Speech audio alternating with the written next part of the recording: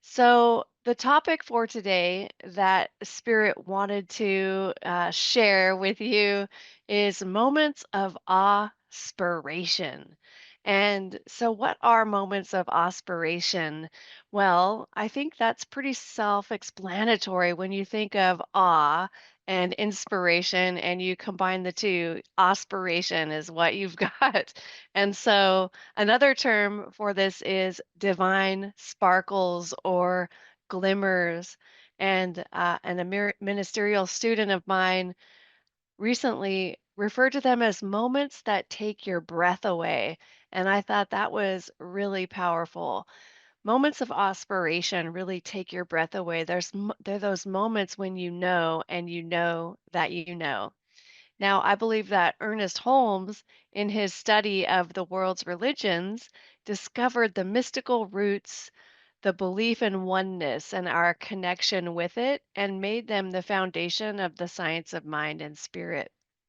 So at CSL, we are a teaching and a way of life that is profoundly mystical. And mysticism is the art and practice of oneness, which is one of our core beliefs. And it is a core belief of mysticism in general and New Thought. So, regardless of the organization of affiliation, right, there is oneness that is right there at the center. And that's specifically true for mysticism. And so Ernest Holmes defines a mystic as one who intuitively senses reality. There is such an attunement to spirit that they are convinced of their oneness with the infinite. And it goes beyond that to the perception that all life, visible and invisible, is the wholeness of God. And I've got a couple of examples of some of my personal mystical experiences that I wanted to share with you today that spirit wanted me to share with you today. And so the first was on a silent retreat, and this was probably 8 or 9 years ago.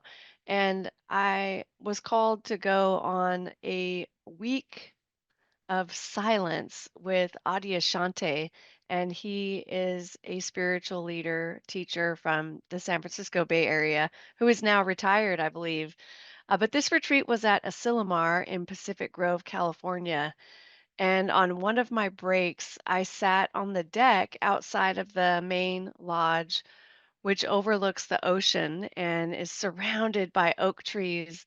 And I have to tell you that there were caterpillars everywhere. Everywhere you looked, there were caterpillars. There were caterpillars hanging from the trees. There were caterpillars on the deck railing. There were caterpillars actually falling from the trees. It seemed like it was raining caterpillars. There were caterpillars on the lounge chairs. And everywhere I looked, caterpillars, caterpillars everywhere, right? And so my timer went off, and it was now time for me to go back to the meditation hall to go back into silence. And as I started to stand up, I heard the words softly in my own mind: Be careful, you'll step on your own head. And in that moment, I went, What? And it was such a powerful moment for me, though, because it was this deep, abiding recognition of oneness. And it was this recognition that there was something else going on than my small thinking. And so later in retrospect, it occurred to me that I actually had experienced this embodiment of oneness, which was really an understanding of the eternal verity that I am that. I am that. So this profound revelation seemed like a knowingness beneath all the layers of conditioning and beautifully uncovered in the depth of silence. I am that. I am the caterpillar. And and so I stood up cautiously and moved slowly because I didn't want to step on my own head. And I made my way back to the meditation hall, and I've taken that with me. And so it's these moments of awe, moments of aspiration that really stick with us.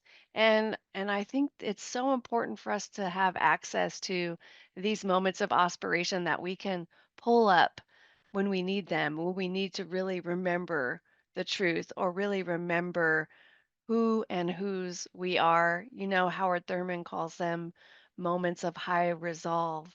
And it is in these moments that it's just such a beautiful gift. And so, and so I bring this now into my life every day, thinking about and being mindful of others and bringing that loving kindness into the world, remembering that I am a part of the whole and we are all interconnected. And yes, my actions affect those around me. And I get to choose who I'm going to be in every moment. And so I choose love. Now, remember, the science of mind teaches that a mystic is one who intuitively perceives truth and who, without conscious mental process, arrives at spiritual realization. And so it wasn't like I was sitting there thinking about, caterpillars and how I am them and they are me. It just spontaneously occurred. And so there was this spontaneous moment of understanding where I realized this is the truth. And so all of us are mystics, every one of us on this call today, even those not on this call. We're all mystics and we're mystics in that we have and we know that we have had at some point an experience of perceiving truth that allowed us to arrive at spiritual realization without mental process. And this is something that I love to share in communities because I love to hear about the process and moments of aspiration of others. It's so powerful to share these. Now, another experience that I had was not long ago, but there are several spiritual practices that one can do, as you all are probably very aware of. You've got what meditation and prayer, and there's movement meditation. Then there's chanting, and there's the crystal bowl sound healing, there's drumming, drum circles, and gosh, there's so many different spiritual practices. And I remember being in ministerial school and being an avid seeker, and I was going deep into different spiritual practices. And I had traveled to India, and my heart was wide open, and I was getting closer to the divine. And as I was courting the God of my understanding and really getting what it meant to me and what my place in the world was, and in doing that, one of the spiritual practices that I did was called the gospel on my knees. Now, this practice was designed in a way where what you do is you get down on your knees and read the entire Gospel of John each day. And then you do a series of forgiveness prayers of 70 times 7 days. And so this practice was just so powerful for me. And the instructions were very clear, and they were for me to read through the whole gospel and not reading like I was trying to understand or really get the message was conveying, not reading to understand, but reading out loud like I was the one delivering the word of John. And so I did this as instructed and got up to I think it's um, let's see, 7, 8, 9, 10, like around John 11 or something, where I was reading through the chapter for the day and I began to cry. And so I looked back at what I just read, and the line that I had just read was, Jesus wept. And I stopped again and felt what was happening because it was very clear that I had made this connection, this divine connection, and this whole spiritual practice is about getting present to the Christ consciousness that is within us all, and really about knowing that yes, this consciousness is within us all. It's not like it was in the one man and no one else has access to it, but we all have access to it. So I stopped and just let myself dwell in that mystical experience I was having, which was I tapped into it and became it without mental process. And so there were just many waves of love flowing through me as I understood and embodied that, like, oh, this happened because I felt the connection. I was tapped into that consciousness of Jesus Christ. The same consciousness that's in me was also in Jesus. Now, these are things that we read about or we hear about, write papers about, and so forth, right? But to actually have that connection without thought process, another mystical moment, and it really felt like a mystical union with the divine for me. And so I continued with this practice, and it was just such a powerful moment of awareness and realizing, hey, there's only one thing happening, and it is spirit, and it is the consciousness of love, and that the consciousness of Christ is within me and everyone. And so, we see these depictions of Jesus out in the world like he's a guy with great abs and beautiful hair, but he's hanging on a cross, and that doesn't seem really inspiring to me. But it's a representation of what's in us. Like that Christ consciousness is also within us. So very powerful. Jesus wept. So caterpillars everywhere, and Jesus wept. the next the next story I have is another silent retreat story, and this is similar actually to manifestation, right? So um, I'm just thinking back to that moment. There was a time when we were on retreat, and the actual day started at 7 a.m., and you could go and line up at the meditation hall in Asilomar and wait, so you could be like first in the door. And if you were first in the door, you would have your choice of where to sit. And they asked us to only sit in the front one time during the retreat. That way, everyone would have an opportunity to be up close. And so I got there really early and had my pillows and my blankets and my water bottle and my layers. And I was ready. I was so ready for this amazing day of meditation. And a beautiful experience was that before they open the doors, somebody walks around the building and rings a bell. And it is the meditation bell. And it's like this bell that is to help us clear the energy and remind us that we're coming home. The sound of the bell is taking us to the deepest place within us, which is that space of home, right? And so around and around they walked, and finally they were done with their ritual, and the doors flung open. And I was so excited to be walking in, and all of a sudden, this idea dropped into my consciousness that was, wouldn't it be nice if I sat next to my roommate for this time? Because we have been together in our room in total silence this whole time, and I didn't I didn't know who she was before the time of this retreat. And so spirit dropped that into my consciousness, and I thought that would be just so sweet. And so the doors flung open, and you can imagine the flurry. People are serious about wanting to sit in the front, and so off everybody went zigzagging around, and there's like 300 chairs set up. This is a pretty big retreat, right? And so everybody's zigzagging around. I go up through a couple of aisles, and I am determined to get into the front. Yes. And so it's like the third row from the front. I finally find an opening and make my way over to it.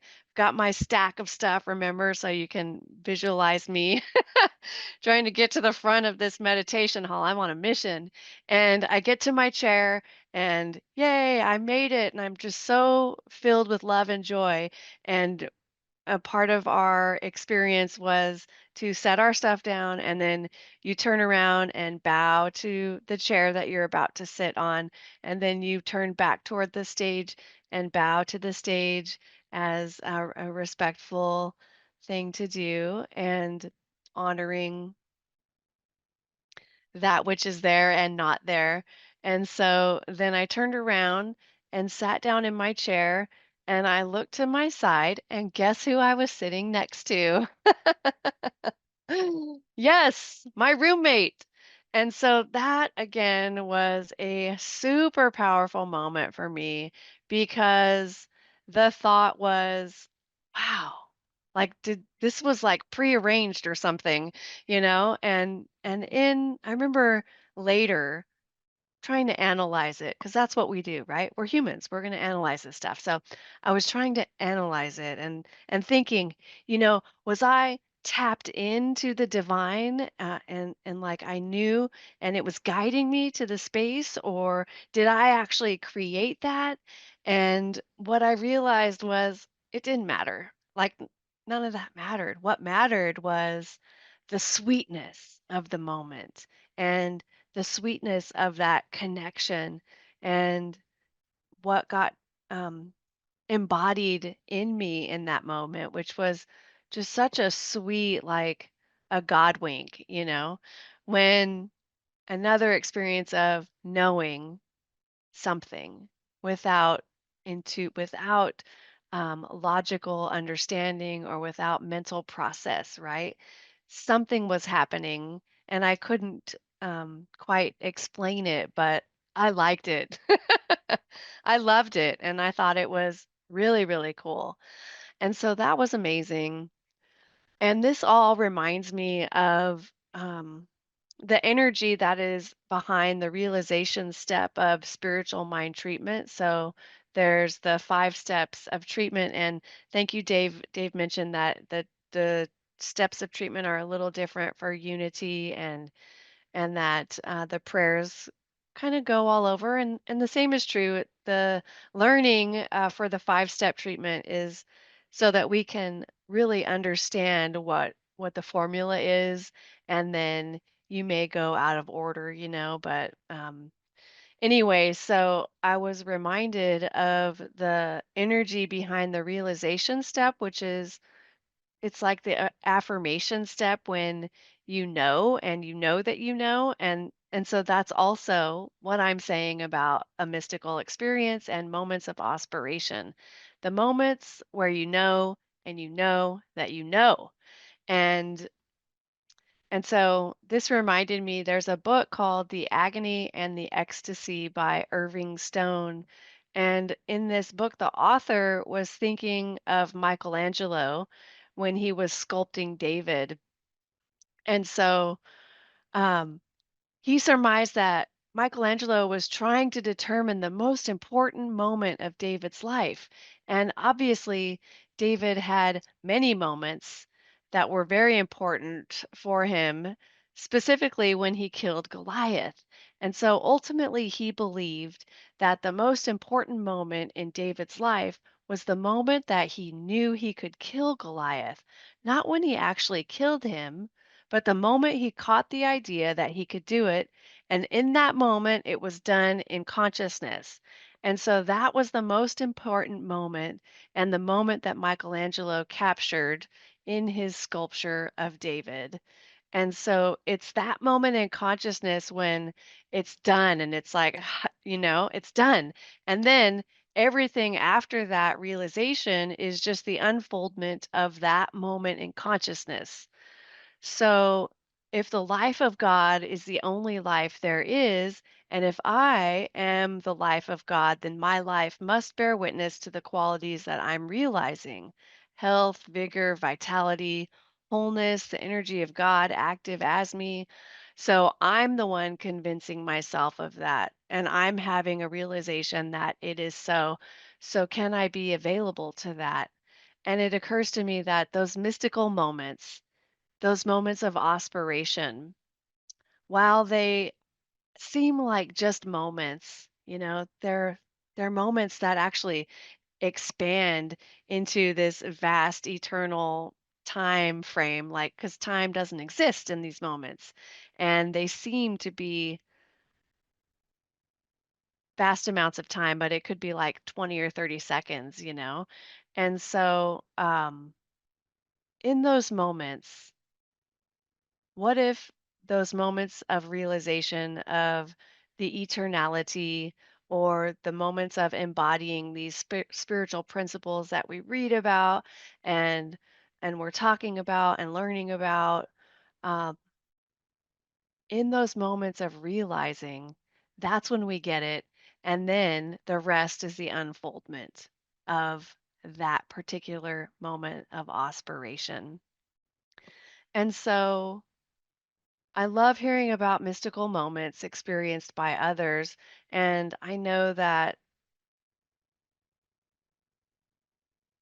it can be very different from one person to the next, and it's totally cool because it's something that is meaningful to the individual, and there's no right or wrong answers. So I would invite you to take this on as a homework assignment this week if you guys do homework assignments.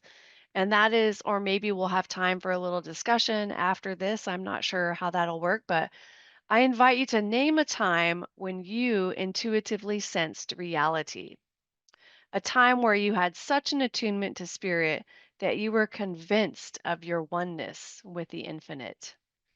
And consider those moments and, you know, journal about them, share those moments with your friends, and talk about them. These are important moments. And so, with that, let's go ahead and take a deep breath together.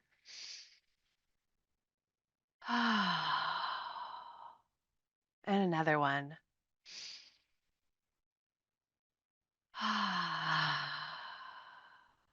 And one more.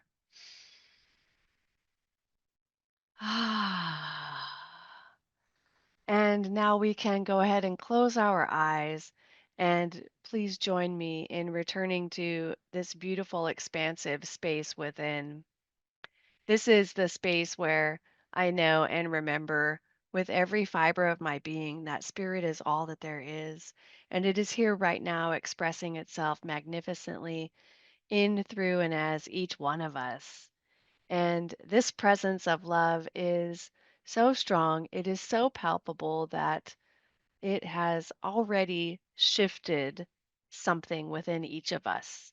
That these moments of aspiration that have been shared have set us off on a trajectory of understanding in a new way what's happening when we have the moments of awe, when we have those moments those mystical moments.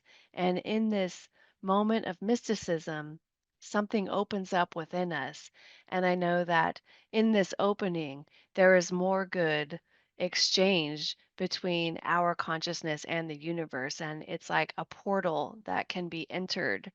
And in this portal, there is cosmic consciousness. And so I know that we're remembering. And as we go forward through the rest of this week, we remember these moments. And these are moments of our high resolve, moments that Howard Thurman spoke of.